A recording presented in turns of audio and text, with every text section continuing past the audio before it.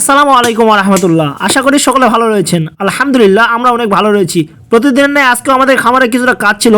আজকে আমাদের মূলত কাজটি ছিল গাছের ডালপালা সেটে দেওয়া এবং জমিতে পেঁয়াজ তুলে সেগুলো প্রক্রিয়াজাত করে বাজারে নিয়ে যাওয়া। তার জন্য আমরা সকাল সকাল ঘুম থেকে উঠি এবং উঠে প্রথমে আমরা গাছে হাত দিই। গাছের কাজটা শেষ করার পর আমরা এগুলোকে ডালফানাগুলো ভালো করে ছেটে দিই এবং সেগুলোকে জাল দেওয়ার জন্য উপযুক্ত করে রাখি এবং শুকানোর পর এগুলো আমরা জাল খড়ি হিসেবে ব্যবহার করবো ইনশাআল্লাহ। তারপরে গাছগুলো সেটে দেওয়ার পর আমরা চলে গিয়েছিলাম শুধু আমাদের জমিতে।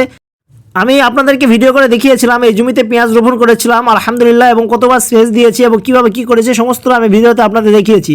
আপনারা যারা ভিডিওটি দেখেন না অবশ্যই চ্যানেলে গিয়ে ভিডিওটি দেখবেন, ইনশাআল্লাহ আপনারা উপকৃত হবেন। বাবা সকাল সকাল জমিতে চলে গিয়েছিলেন এবং আমি গাছ কাটার কাজটি করছিলাম। এদিকে করতে করতে আমি এসে দেখি আব্বু পুরা জমির যত পেঁয়াজ ছিল আমরা যতটা তুলতে চেয়েছিলাম আজকে আলহামদুলিল্লাহ তিনি সম্পূর্ণ পেঁয়াজটা তুলে ফেলছেন। তারপরে শুরু হলো আমাদের পেঁয়াজ বাঁধার পালা এবং ওজন করা পালা। আমি ওজন করছিলাম এবং আব্বু এগুলো আস্তে আস্তে বাঁধছিল এবং আস্তে আস্তে একটা জায়গায় আমরা জড়ো করছিলাম, কারণ এইভাবে রাখলে রোদের কারণে শুকিয়ে যাবে এবং ওজনে কম হবে বা খারাপ দেখাবে।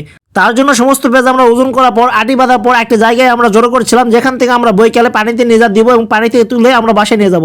বলতে বলতে আমাদের বৈকাল চলে আসছে। তারপর আমরা করলাম কি এগুলোকে নিয়ে পানিতে গেলাম এবং আমাদের পুকুরে আমরা এগুলো পানিতে দিলাম এবং এখান থেকে একটু পর আমরা চুবাইয়ে বাসায় নিয়ে যাব ইনশাল্লাহ। একজন কৃষক কিভাবে পেঁয়াজ রোপণ করাতে শুরু করে কিভাবে উঠে বাজারজাত করে সমস্ত ভিডিও আমি এই চ্যানেলে দিয়েছি, আপনারা চাইলে ভিডিওটি দেখতে পারেন। তো বলতে বলতে আমাদের সমস্ত কাজ আজকে শেষ হয়ে গিয়েছে। আজকে মূলত আমরা কাজ করেছি, গাছ কাটার কাজটা করেছি এবং আমরা পেঁয়াজের কাজ করেছি। তো সকলে ভালো থাকবেন, আমাদের জন্য দোয়া রাখবেন। আসসালামু আলাইকুম ওয়া রাহমাতুল্লাহ।